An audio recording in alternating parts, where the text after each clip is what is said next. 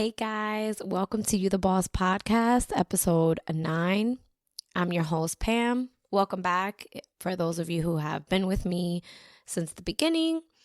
And hello to anyone who's listening for the first time. Welcome.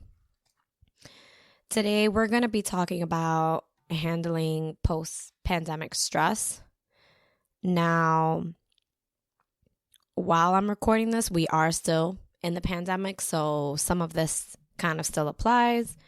Some of this is going to be, informational, and some information that I want to share with everyone, and also some things that I'm going to be incorporating myself, and I just want to bring some firsthand knowledge to everyone, kind of how I'm handling things. So I want to put it, at the very beginning that, the last 12, 13 months have been very interesting for everyone on the planet, literally. I think we've all learned that we are so interconnected and we are so important to one another, and literally what you touch at some point, someone else touches, and so your life affects someone else. And I think in this last year, we've learned so much about that, but we've also kind of began to maybe understand some things that, we were ignoring before all of this. Sometimes when I sit and think about, what have I learned in this last year, or what have I experienced that maybe I wasn't paying attention to before all of this. And I feel like, it's brought a lot of things forward. It's brought a lot of things to the front of the line, per se. And I think it's important to really harness some of that and pay attention to it, and also learn from previous mistakes on things that we were doing or allowing or letting ourselves kind of feel. And I also want to bring forth that I know some people are going back to work. Some people are going back into the office. Maybe you haven't left the office at all. Maybe you haven't had time off during the entire pandemic. Maybe you're a little bit anxious or stressed about gathering in bigger groups, attending events with more people, or just simply adjusting to things going from so uncertain to maybe a little more certain now. I want to let you know that you're not by yourself. You're not in a situation where you're the only person that's going through this, or maybe you're overanalyzing, or maybe you feel so exhausted and you don't want to say anything because everyone else is exhausted. And I don't want to be that person that makes it about me kind of scenario.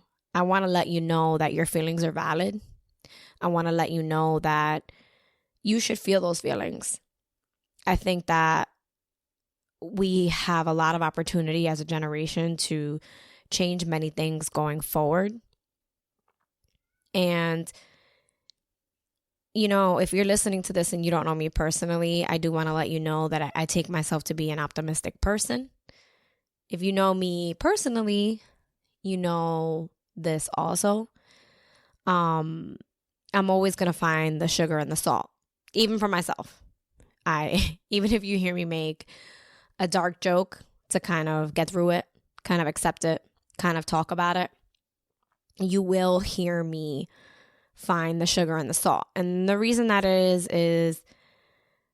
everything is, I recently heard something that said from another podcast I listened to that said, everything is figure outable. And that has, over the last few days, I've really been like, wow, that is so profound. That's so amazing. So just kind of reining that back in, your feelings are valid, and you should seek professional help at some level. I think if you don't already have a therapist, I think you should look into getting one, myself included. I'm in the process of kind of getting down to the nitty-gritty of going to a therapist. I know that's a very bold move to put myself out there and say that. But I want to to be the best me that I can be. And I can't be that with an old version of myself. So I encourage you that you should talk to someone. And if you just go to a therapist and you just go to let somebody listen to you and then like there's kind of no advice, there's nothing happening, I encourage you to explore other methods as well. Just because therapy should be healing, it should not just be you talking to a wall, because you can do that at any time. I want to also say that because you're not alone, you should also start working through that fear of feeling like you are alone, because that stemmed from before the pandemic and now it's just brought it to the forefront. I do want to share a couple of apps. These are not sponsored. I don't have any connections with these apps. These are just one or two that I've been using, one or two that I'm learning about and want to use, and some that I've just read up a little bit on. So there is the app called Calm and Headspace. Those are to be like meditation apps. I haven't used those. I used one that starts with a T, and I got it from my job. I can't remember the name of it, but it's guided meditation. If you're more of a writer, if you're more of a person that likes to type things out and type your emotions out and just maybe save it for you to read later, or just put it into a space and kind of let it go, I have used Day One Journal. It's an app. I originally downloaded it on my Mac, and it's phenomenal because it gives you writing prompts, and you can also write on your own, and I think that's great. My favorite kind of solution to handling some of the anxiety, some of the uncertainty, some of the I'm going back to work and I don't know how to handle this after a year of being inside. Exercise, eat good. I know the recommended is 8 hours of sleep, but to be honest, sometimes 6 or 7 does it. Drink a lot of water. I've found hydration is like good for your skin, good for your body, and like really good for your energy. So definitely water and exercise. Now, when I say exercise, I don't mean start lifting and going to the gym 6 days a week. Like, that's not realistic, especially we're still in the pandemic, right? So you have to go to the gym with a mask. And like, for me, that doesn't work. The weather is getting nicer in northern New Jersey, so get outside, walk, enjoy the sunshine, enjoy the days that it's not raining. And with these specific meditation apps, when I started meditating, I thought it was kind of weird, because it was just sitting with headphones on for 15, 20 minutes. And it's actually a practice that I started towards the end of when my mom was living with me for a little while. After her stroke, I was meditating in the morning, that first 15, 20 minutes, to kind of decompress and get the day started and make sure I was on my A game while I was taking care of her. And then I found that I was doing it at night, and I was like falling into like a deep sleep better. If you're intimidated by that, if you're intimidated by meditation, I encourage you to just sit in silence with your phone on Do Not Disturb for a minute at a time. And then after, work yourself up to 5 minutes and work yourself up to 15. And then, however you want to do what you want to do. I think it's a great place to kind of really ground you, but also allow you to listen to yourself. And that's another part of this episode that I want to say. I think what this pandemic has done for me is it shut off a lot of noise. It turned up a lot of backfeed. And what I mean by backfeed is it is brought forward for me different things that I need to work on, different things that I value, and different things that I have realized that I love about myself. A very like big trendy thing is like self-love and like, let's fall in love with ourselves. And like, I don't think people really truly know what that means. Heck, I mean, to be honest with you, sometimes I don't even know what that means. It is not, at least from what I'm understanding, it's not just loving yourself on the days that you look and feel great. It's also reminding yourself on the days that you don't feel good, on the days that you're more tired, on the days that you took a little too much on. It's also reminding yourself that I love me. And because I love me, I'm recognizing that I got to take a second and do what I need to do here and then move forward. I think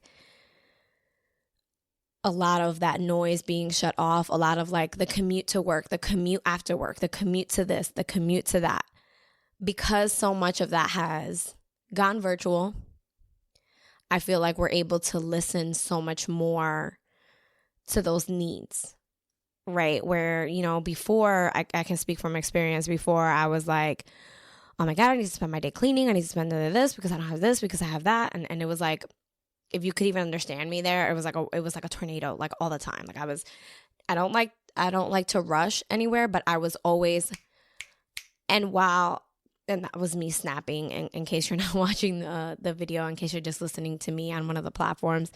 I was constantly on the go, constantly moving, constantly rolling. And like, don't get me wrong, I still feel like I thrive in that kind of chaos.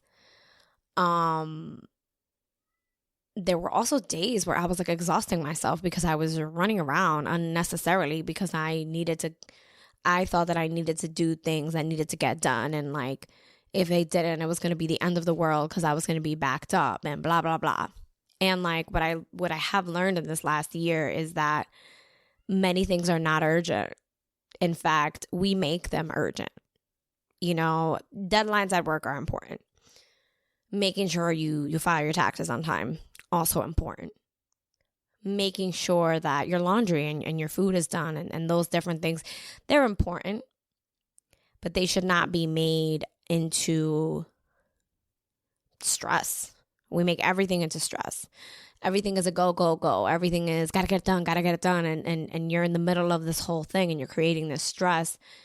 And I think it's important to make sure that we release a lot of that, because now some of that is coming back, right? Like, some of us are going back into the office. I worked from home the last 6 months. And I went back to work last week. And initially it was like, oh, it's going to be a change. I got to like wear pants to work. And then, I've been at work now for a week and everyone keeps asking me like, what's it like adjusting? And I'm like, it's not adjusting at work. Like I can wear my mask, I can socially distance, I can wash like that part is, I'm not going to say easy, but that's part of the checklist. That's part of like what you need to do to make sure you're safe and others around you are safe. But for me, the adjusting is getting home from work, because now I'm at this heightened point for a couple hours during the day. And then I got to come down from that like fast from work. And I started using again, I'm sorry, I will notate it in comments or in the description, the name of the app. I started reusing it again to kind of come down from some of that, to really start to feel a little bit more relaxed. If you know me, I'll always tell you I don't know how to relax. I either go to sleep or I'm awake. Like I don't know how to do one or the other. But I've really started to learn that, to really just say, all right, let's take 10 minutes where it's quiet. I'm either reading from a good book, nonfiction or personal growth, whatever, or I'm sitting for 10 minutes in complete silence, not looking at my phone, not watching something, like literally just silence for 10 minutes because I need that. That might be different for you. Your schedule is probably different. You may have kids. You may be taking care of someone. You might have all of these things going on. So I encourage you to really just take time to reflect on where you were before the pandemic and where you are now, and make the necessary adjustments to be a better you. And that kind of leads me to the end of kind of what I want to say today. I think it's important for you to listen to yourself, listen to your body. Like, a trainer that I follow on Instagram says, like, listen to your body. You know, if you want to eat pizza today and like, you're like, oh my gosh, it's not a cheat day, eat the pizza. Eat the pizza and go twice as hard tomorrow. Tomorrow's another day. Like, don't talk down to yourself. Don't say I was bad today. I did this, I did that. Like, don't talk down to yourself. Embrace that. Like, everybody loves a slice of pepperoni pizza or whatever your favorite topping is. Like, listen to your body. Listen to what your mind is telling you, because it's telling you what you need. It knows what it needs. The reason that you can't hear it as often is because there's so much noise. And again, you know, the pandemic has definitely brought that out. Remind yourself of all the things that you've done in this last year to not just stay positive, but like, what made you feel good? What did you find did it for you? What gave you that little lift that you needed when we were like coming on the summer and the malls still weren't open and the only thing that was open was a supermarket and Target, and you're like, oh my gosh, what else can I order from Amazon? Listen to those parts of yourself. And I want to encourage you to make a habit in one or two different areas of your life, one of them being for your physical body, you know, whether that's exercising, walking, just running up and down the stairs a couple times a day. And make sure that you're listening to your mind. And the best way that you can do that is just closing all the tabs that are open.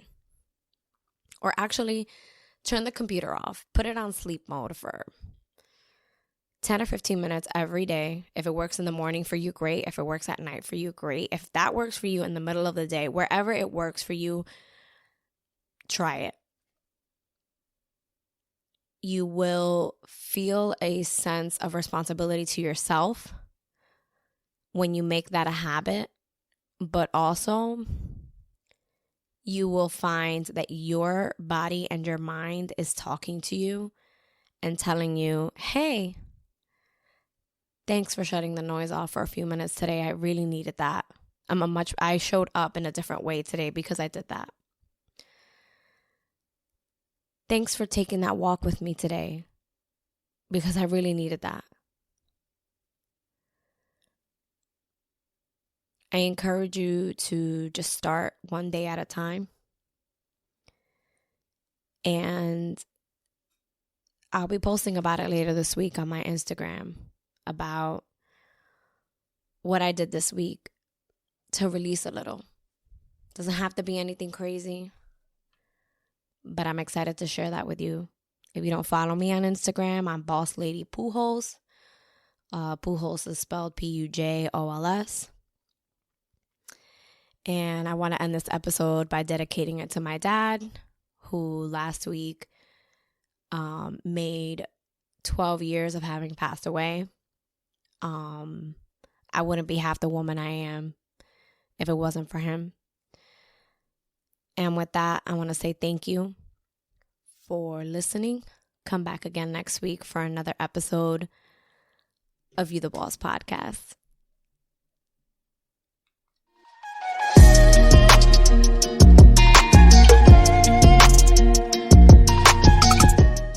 A BetterHelp ad. Therapy isn't just for times of major challenge. It's a valuable tool for anyone wanting to improve their well-being. It can help you develop healthy coping skills, set boundaries, and support personal growth. BetterHelp makes it easy to get matched online with a fully licensed therapist right from your phone. No commuting, no waiting rooms. And you can switch therapists at any time. Sign up at BetterHelp.com and get 10% off your first month. That's BetterHelp.com.